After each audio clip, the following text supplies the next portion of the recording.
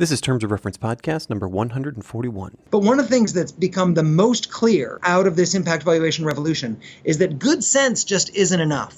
So again and again, we have impact evaluations of program that really seemed sensible. Smart people agreed this really should work, like giving textbooks to students in Sierra Leone or giving microcredit as a poverty alleviation tool. But good impact evaluation can overturn those prior beliefs.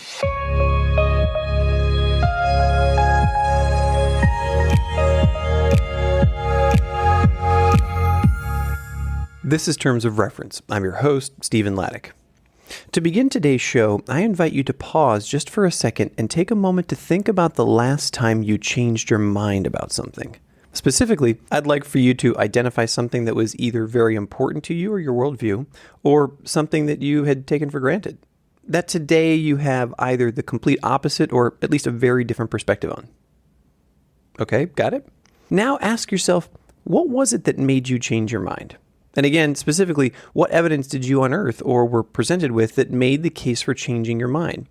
For most of us, a profound change of mind doesn't happen very often. But when it does, the effects of such a change alter lives, communities, and entire belief systems. As a final step in this exercise, I'd like for you to think about the core beliefs you have about the work you do in the social impact sector, and what you expect that work will help achieve for people in need. Now ask yourself, what would it take to alter those beliefs? Even if it meant radically shifting the entire system for how you've expected to serve others. I hope this exercise has properly set the stage for today's 141st episode of the Terms of Reference podcast, where we will be discussing the revolutions happening in development and aid assistance being brought about through the practice of impact evaluation. Impact evaluation holds the promise of confirming or refuting the effectiveness of the practices, processes, and systems we rely upon to help those in need. My guest for this show is David Evans, and he knows a thing or two about impact evaluations. He is a lead economist in the Chief Economist's Office for the Africa region of the World Bank, where he coordinates impact evaluation work across agriculture, education, health, and social protection in more countries than most people will visit in their lifetimes. I know you're going to love this show as we discuss how we can design evaluations to learn more, how to make evaluation real time, and ultimately, how do you create an evaluation that will succeed, even if you're working for a small NGO. I spoke with David in Washington, D.C. Now, before we start the show, a quick word from our sponsor. The Terms of Reference podcast is sponsored by International Solutions Group, helping to improve the social impact of governments, UN agencies, NGOs, and companies for more than 10 years. Visit ISG online at www.theisg.com. Hello, Dave. Thank you so much for being on the Terms of Reference podcast today. Thank you, Stephen, for having me. It's a pleasure to be here. David, you are a world-renowned world traveler. Where do we find you sitting today? Currently, I'm sitting in my office in Washington, D.C. Oh, nice. And we're at the beginning of the year, so I hope it's not too cold. Is it snowy there? I know that there's been a lot of snow falling in the States these days. It was snowy over the weekend, and we still have it on the ground. Great. So when people are listening to this, who knows? This is, we record these 6 or 8 weeks out, so maybe it'll be springtime there. Who knows? We'll see. I hope so. David, you are a senior economist in the Chief Economist's Office for the Africa region of the World Bank.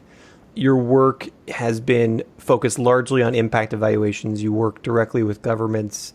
You do a lot of the big heavy lifting work, but I don't want to step on your toes. Why don't we start by you telling us, where is it you sit in the development world and what kind of work have you done over the last, decade?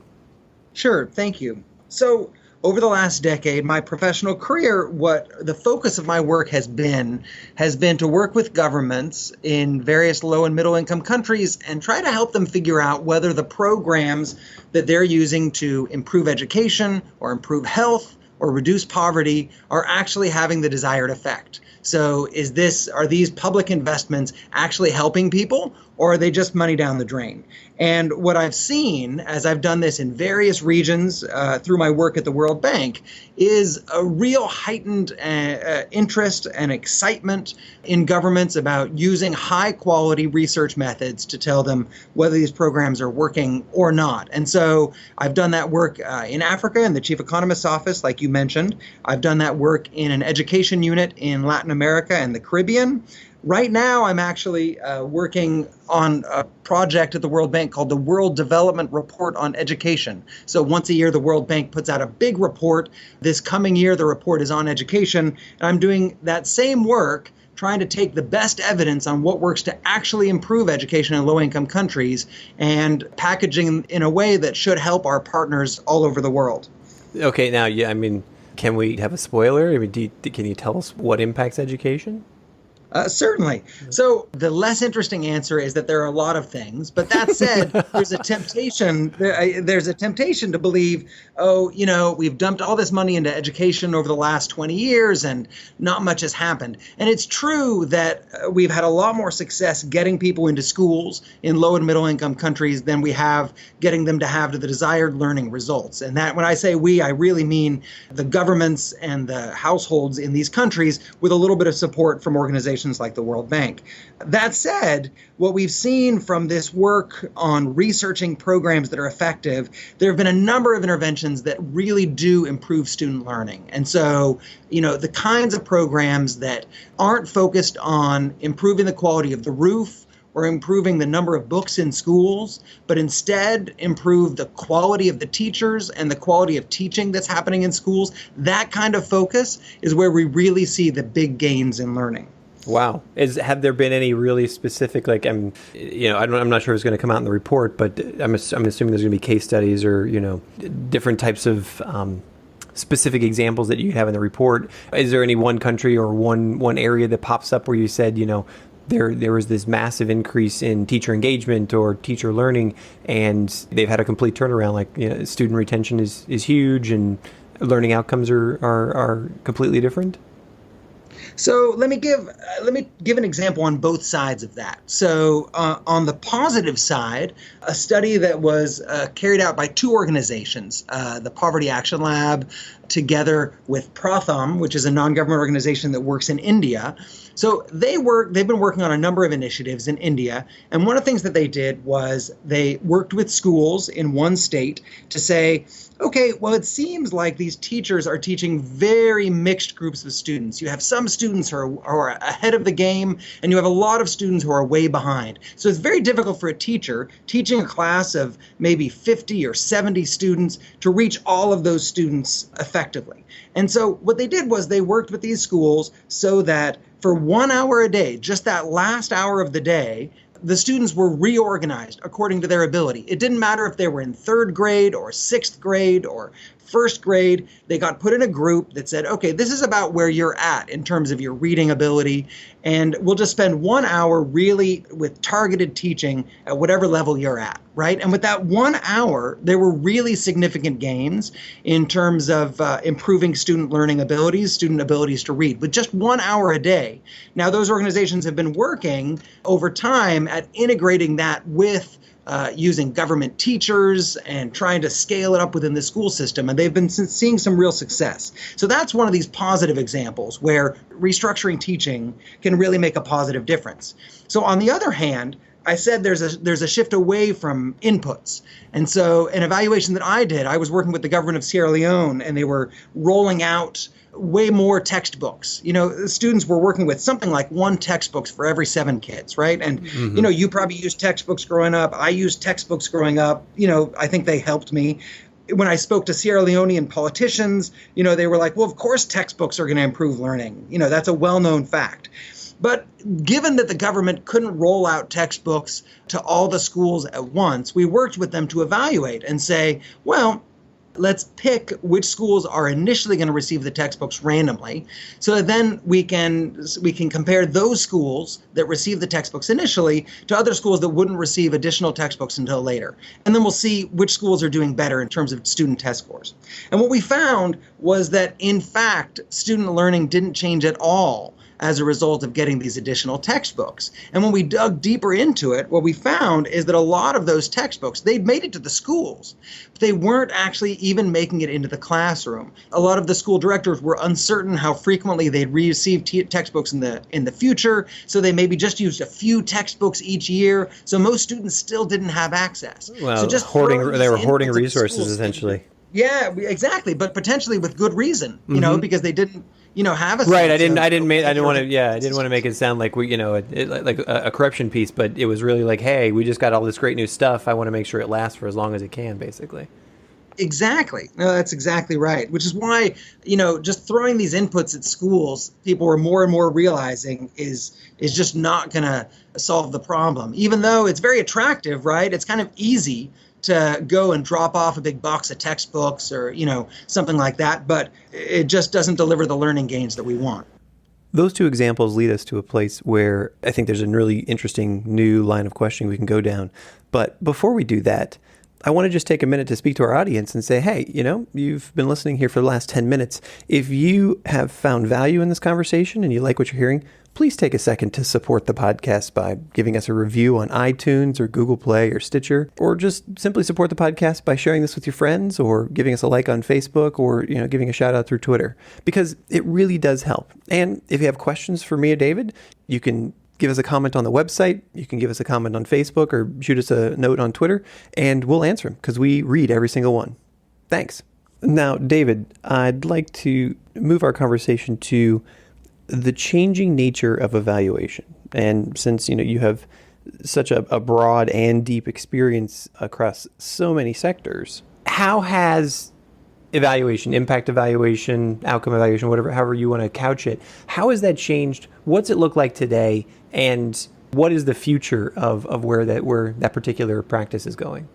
Yeah, that's a great question. So if we just use, what I'm about to say applies to a lot of impact evaluation generally, but let me just use education impact evaluation as a case. A colleague of mine and I recently did some research looking at the history of education impact evaluations in developing countries.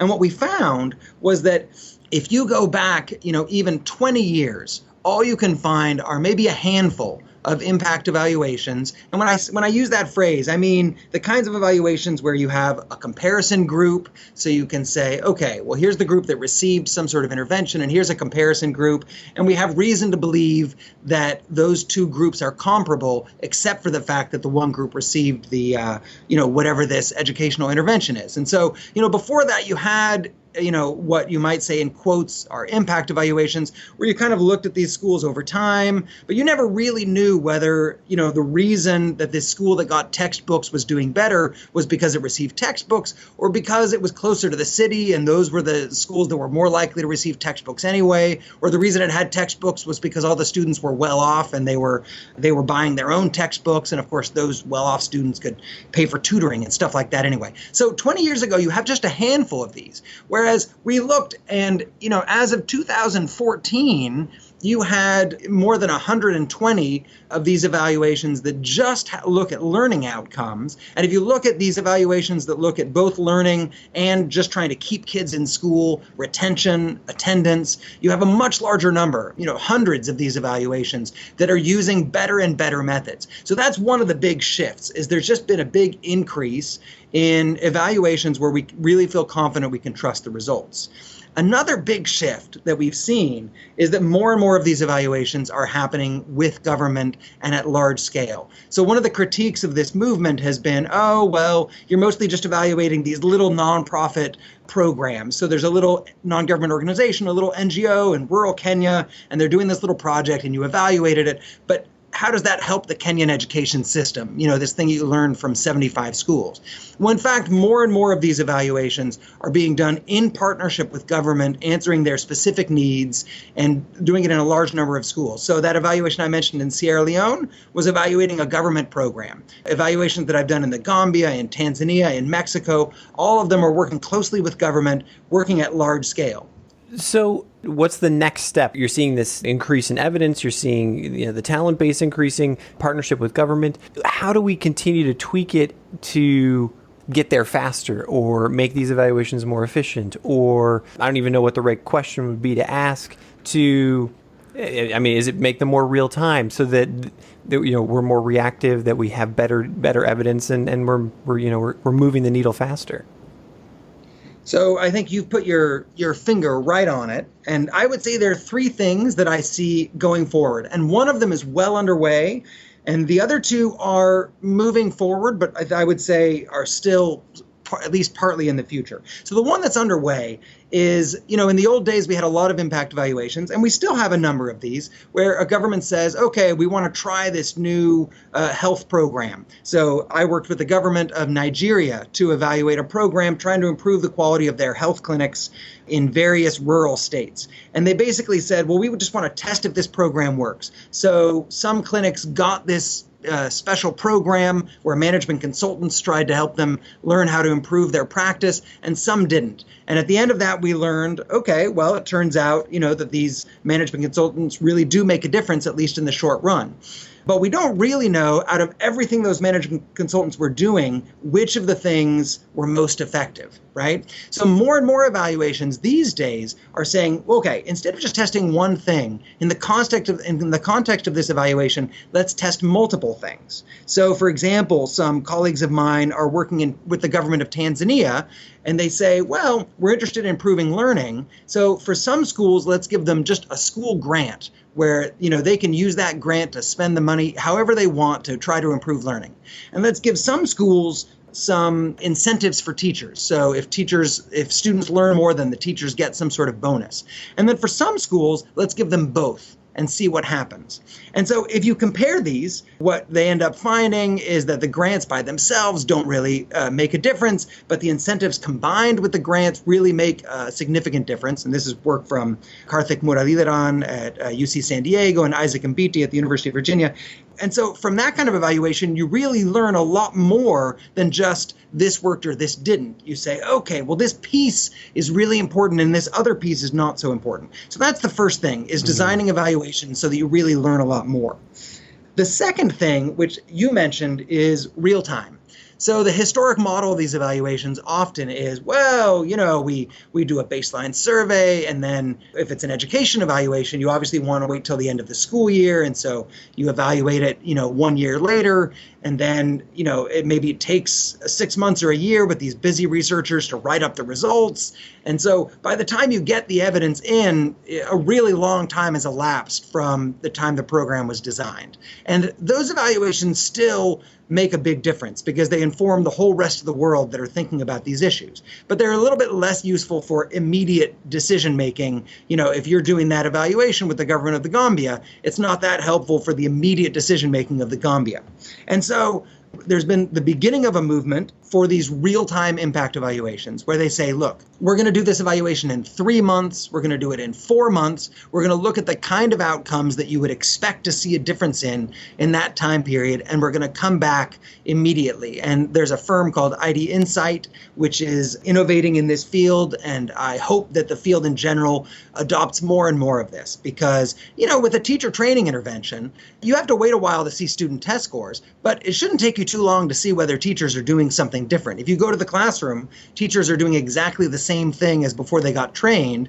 I think it would be pretty silly to think, oh, well, maybe a year from now they'll remember something about that 1 week training. Yeah, they're doing the same thing, but we expect a different outcome. Sure, yeah. Yeah, isn't that the old Albert Einstein definition of insanity? Exactly. So that's the second area where I think we really hopefully can see things moving forward in the future. The third one that you see in some places and not in others is more and more of governments doing this themselves. And so in the U.S., obviously, there's a history in other high-income countries, and you see this more and more in other countries. So in Mexico, the government does a lot of their own impact evaluations of projects, and you see some of this in places like Brazil. But a lot of countries, you're still relying on a fair amount of outside expertise. And so, in Tanzania, you have a number of really well-trained scholars who are doing research. For a lot of these rigorous impact evaluations, you're still bringing in outside expertise. And I think that cooperation from inside and outside can be really great. But I also hope that as we go forward, more and more of this evaluation can take place within government. So they can do this real-time evaluation and quickly do experimentation and update rapidly. I would say that we've seen over the last 10 to 15 years, a lot of sophistication increase in governments. A lot of government people have received training and are much more sophisticated consumers of evaluation. So they can spot an evaluation that's not worth anything. They can say, oh, look at that. You don't have a control group. I don't really trust your findings. And that's a big step forward. But I think the next step is where we see more and more governments able to actually carry these things out themselves.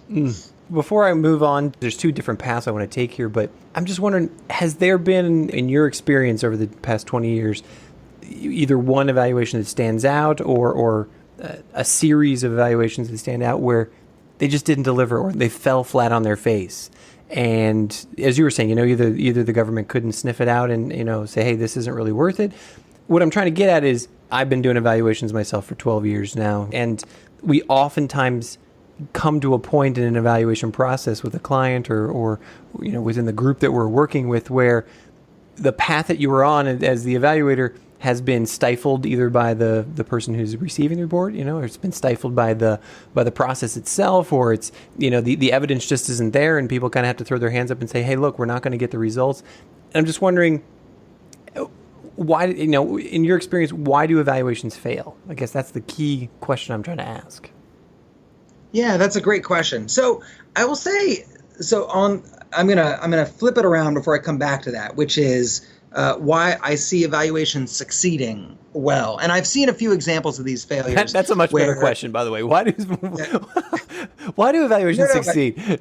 They're the flip sides of the coin. So one of the things where I've seen that makes a huge difference is the government being brought on board at the very beginning, A, and B, the government understanding and designing evaluations so that they aren't a thumbs down, thumbs down. It's not a success or failure design, right? So when evaluators show up and, maybe they've used some secondary data, right? They haven't been working with the government, and they show up with some result. They present some unflattering result to the government that basically says, hey, this program that you invested a bunch of money in, it was a total failure. So just, there's your heads up. It's no surprise that, many government people will say, well, we don't have confidence in the way you evaluated this. We don't know you. We don't have trust in you. And we feel like it's a more nuanced story. And so we're rejecting this narrative that you're putting out in order, to get a great publication in a top journal, right? Whereas on the other hand, where organizations like the World Bank, like the Poverty Action Lab, like researchers at individual universities, when they go and they build relationships with governments and they build trust, and it becomes clear that the objective is not some sort of gotcha research where you're trying to catch somebody out, but genuinely trying to figure out, okay, which programs are working, which programs aren't working, the ones that aren't working, is it that they could work better? Or that they're, just total flops. When there's that dialogue from the outset, I've seen even results that are not what you'd hope for able to come out. And so I did an evaluation with the government of Tanzania looking at a cash transfer program, delivering cash to households, to poor households. Obviously, there are a lot of ways one might think that could go wrong, right? You're just giving out free money. We evaluated it. It turned out that there were a lot of positive impacts of the program, but a couple of the impacts the government was hoping for didn't show up. And so, the program improved health outcomes and improved savings and a number of other things. It didn't improve educational attendance like the government was hoping it would, and it didn't improve consumption. So people weren't actually consuming more food at the level that the government hoped it would. And so, but that said, because we had this relationship, the government had been a part of this evaluation from the outset. They had helped us design the questionnaires, all with the understanding that we would have independence when we actually published the results. They were game. And, they saw the results before we published them and had a chance to think about them and help us think about the nuance in those results. And, that was really a recipe for success. And I've seen that again and again with both colleagues at the World Bank and outside. If you can build that collaborative relationship, that in fact, you're much more likely to get open audience, even when the results are not what you hope for. That leads me to a second question, and I'm not sure if you will have an opinion or even a view on this, is that I have often found that evaluation, it can be a contentious process, right? And I'm wondering, do you find that participatory, that collaborative process, is that the best recipe as well for removing that contentiousness, or are there other strategies you recommend for truly looking at evaluation as a learning opportunity for improving programming rather than, hey, this is a process where we're, the donors coming in, we're checking, we're seeing, and we're seeing whether or not we're going to give you money. Do you see where I'm going with that? I do. I think so. One piece of that is this collaborative element. I think that eliminates a lot of the contention. And, I've been in both places. Like I've sat down in meetings where there was some potential interest in an evaluation and, the government is very defensive, or sometimes the project leader of a non-government organization is very defensive. They're very concerned. And I've sat down on the other side. And so the collaboration makes a big difference. There's another element that I've seen make a huge difference, and that is there's a temptation that, okay, you do this evaluation and you come in at the end with your results and you present the results, and there it is, and the government kind of says, okay, well, thanks for that, or we don't like that. And what I've seen as a much better model is a model of evaluation that delivers value to the government or whoever you were evaluating consistently throughout the process. And so when I did this evaluation of textbooks in Sierra Leone, what we did was we had a survey at the beginning, a baseline survey of this evaluation. We wrote up the results of that. We shared them with the government. Those were some of the first results that they had of second grade literacy that they'd ever had, of early grade literacy. So long before we could tell them the impact of rolling out textbooks, we were able to provide new information that was useful for them in terms of strengthening their education system. Another example of that, I was in the Gambia, and we were evaluating a program to train school management. And about halfway through that evaluation, a high-ranking member of government said, the problem that I really think we have is that the teachers don't know the material they're supposed to be teaching. Obviously, you can imagine that makes it a little harder for them to teach. Yes. I can imagine, that's like if you were, asking me to, teach a Japanese class, like the results would be unsatisfying to everyone, I hope. And so our evaluation wasn't about that, but we were about to do a follow-up survey for our evaluation. And we said, hey, let's add a teacher content test. So a little test, of the teachers about whether or not they know this content. Let's add that to this data collection. We're going to be going to these schools and gathering data anyway. So we did that. And what it revealed was that that this government official was in fact correct, that you had a lot of teachers that had very little content knowledge, a lot of teachers who hadn't even really mastered the curriculum that they were supposed to be teaching. And so while we continued the evaluation of this broader training program, training school management, the government used the results of this midpoint survey to then design their own teacher training program and to update their teacher training exercises. And so this idea of delivering value all along the way can also go a long way from diffusing any tension around these final results. What have you seen over the last 5 years or in recent history, and maybe what's on your desk today going forward in terms of disrupting how we perform evaluation? You've mentioned IPA a couple of times. We've been lucky enough to have them on the podcast. You mentioned ID Insights. There's a number of people out there who are performing this rigorous research, but they're doing it in new ways, using new technology or using new processes. What are the game changers you've seen that are making a difference?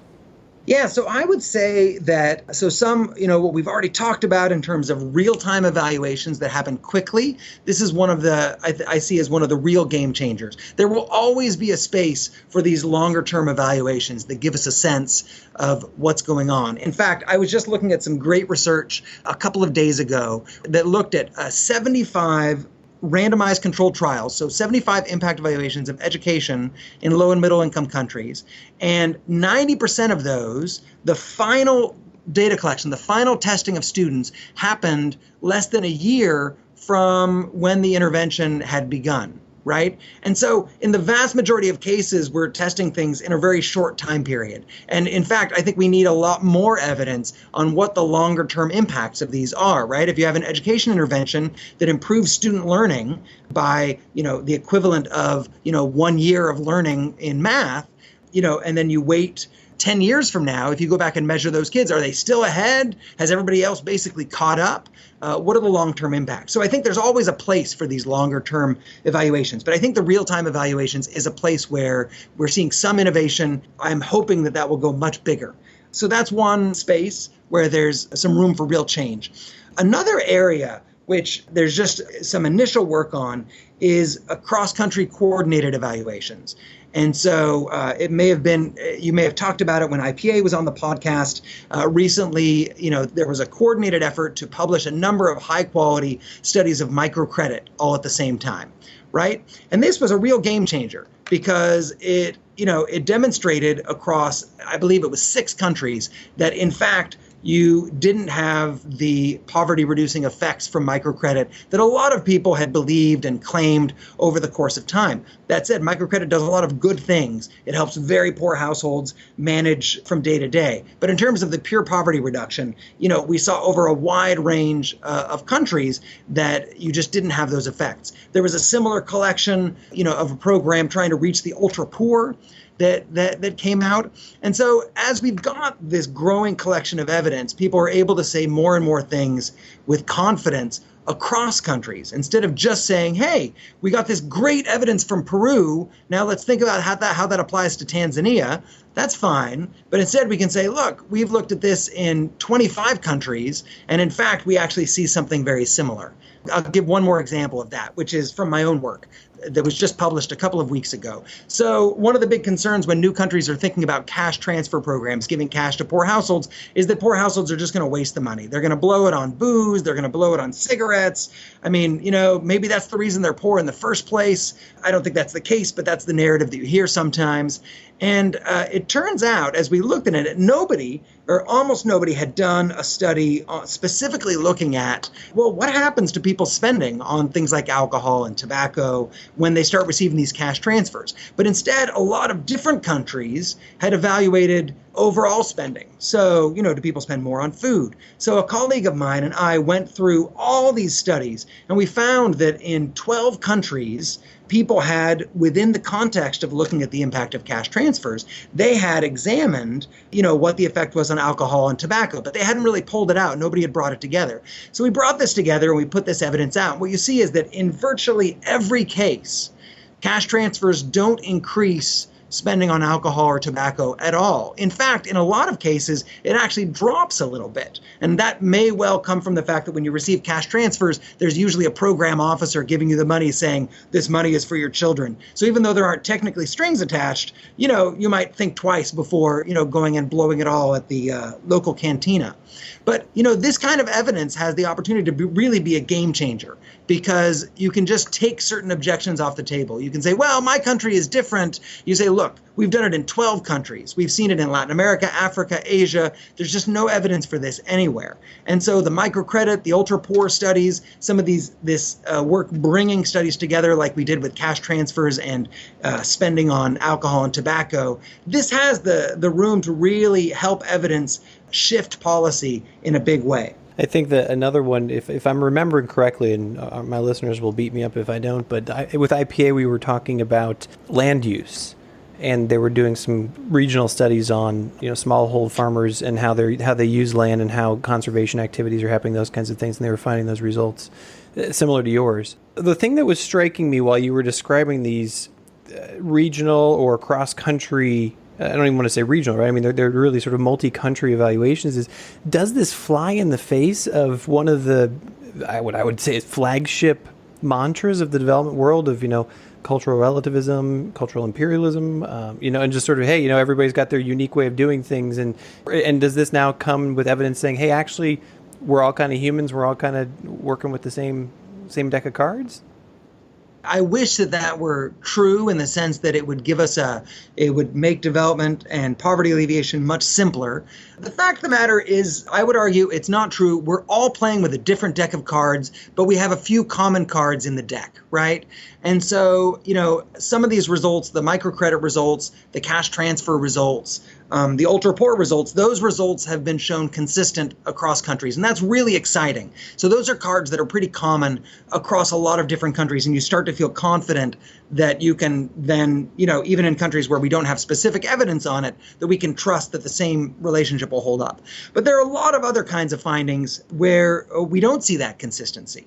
And so, for example, some work that Lant Pritchett and Justin Sandifer have done, bringing together evidence on the effect of class size, right? So we all think, if you have kids, you want to get your kid in a class with a relatively, with a smaller class size so that they get more attention from the teachers. That's an intuitive finding. And the fact of the matter is that the evidence on the relationship between class size and student learning outcomes varies enormously from country to country. And so in some countries, there's a big positive effect. In a few cases, you see what might even look like an adverse effect, but certainly a negligible effect. And so there's a lot of variation in a lot of these things. So I think the message that you take away from that is that you really want to continue to test and learn within each context. And so if something has been effective in a number of other places, that gives a great starting point. And then people sit down and they say, okay, well, how might that apply most effectively here? A lot of times, the way practitioners such as yourself or myself or in this space, where the term monitoring and evaluation is those two terms are kept together. How important or how much have you found better monitoring is helping to do better evaluation, or better evaluation is spurring along better monitoring of programming, I guess, across the globe? This is a great question. I think that I definitely see that good evaluation, the best evaluation, improves the quality of monitoring. And so there's a program in Kenya where some World Bank researchers have been working with the Kenyan government to improve the quality of care in health clinics. And one of the things that they worked with the government on is, they worked on some interventions to improve the quality of care.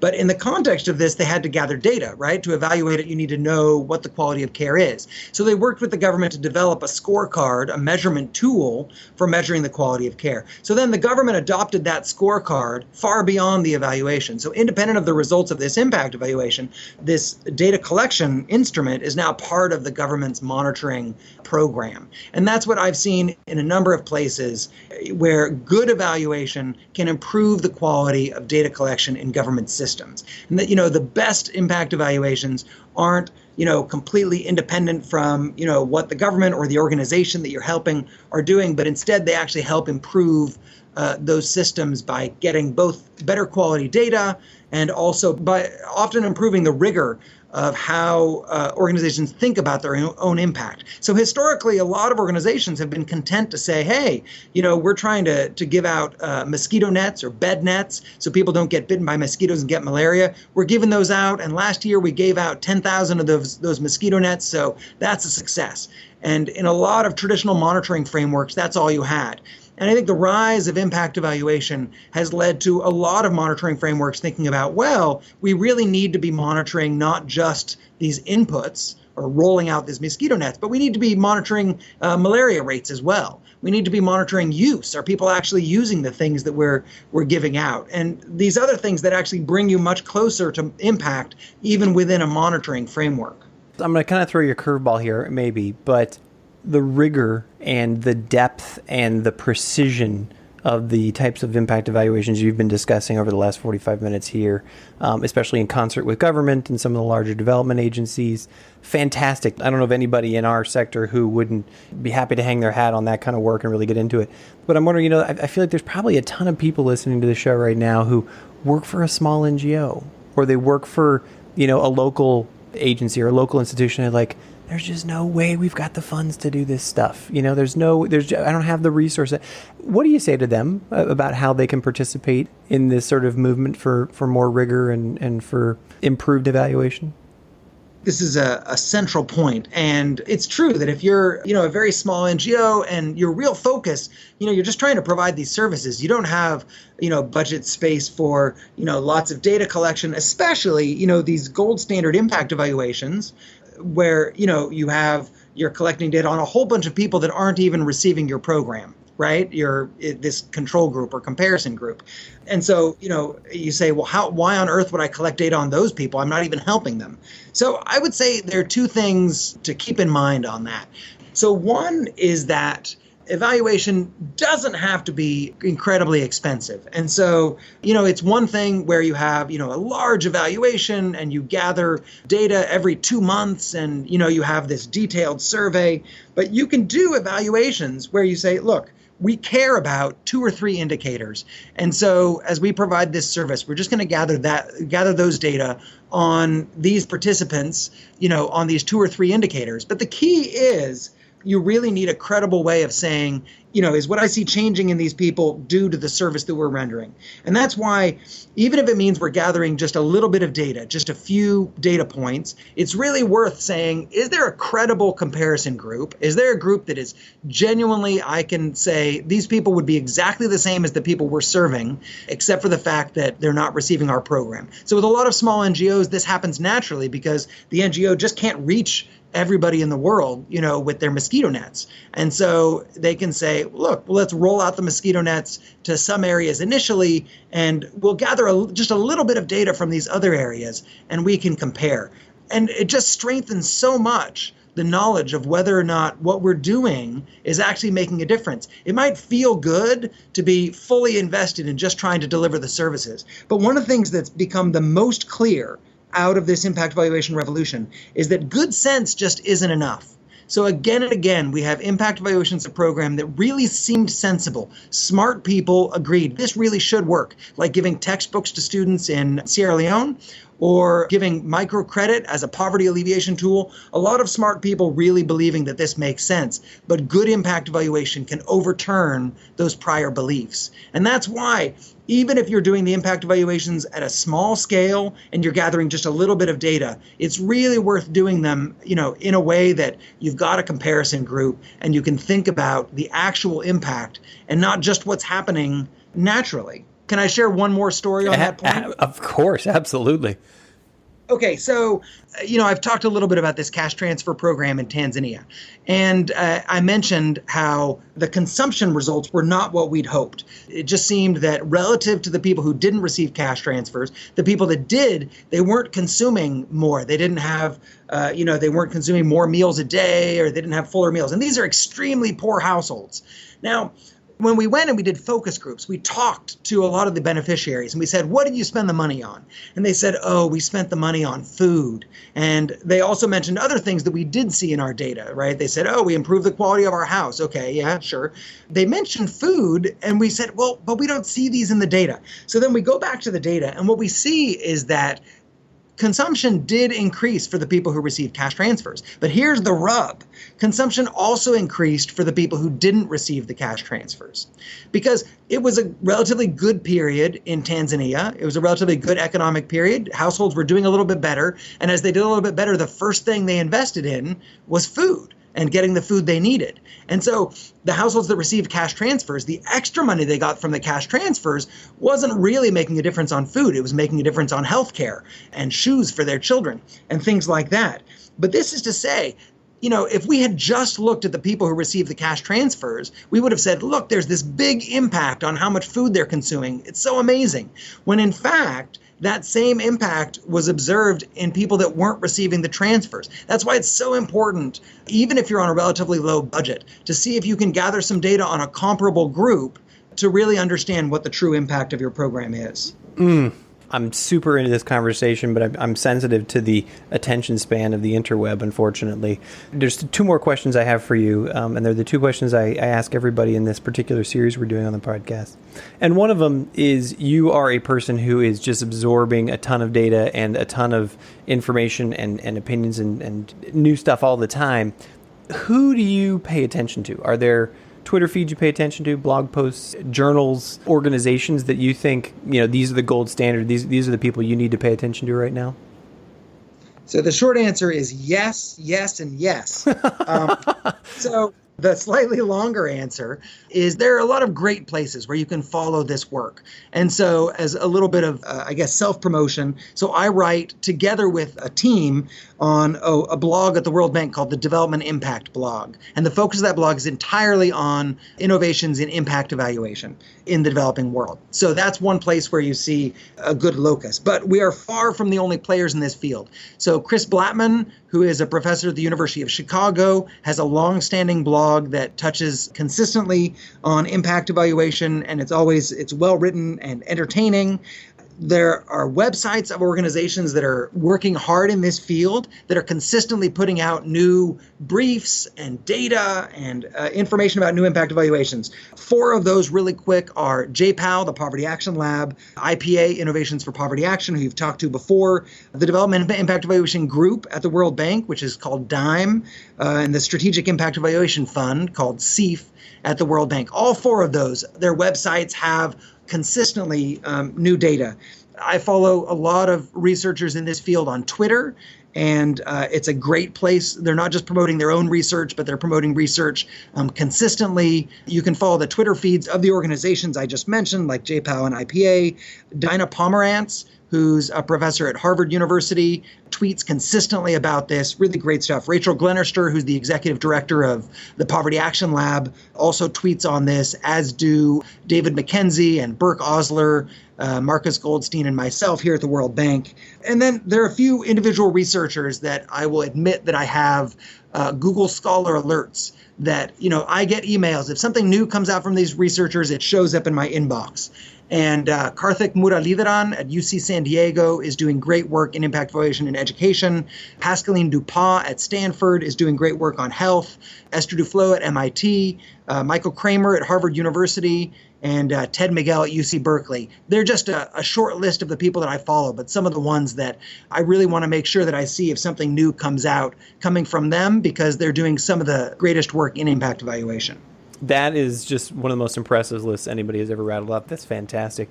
So my final question for you is there anything in the development space, a new innovation, something coming down the pipe, something that you've either heard whispers of or there's a prototype out there that has nothing to do with your particular practice that you think deserves a shout out?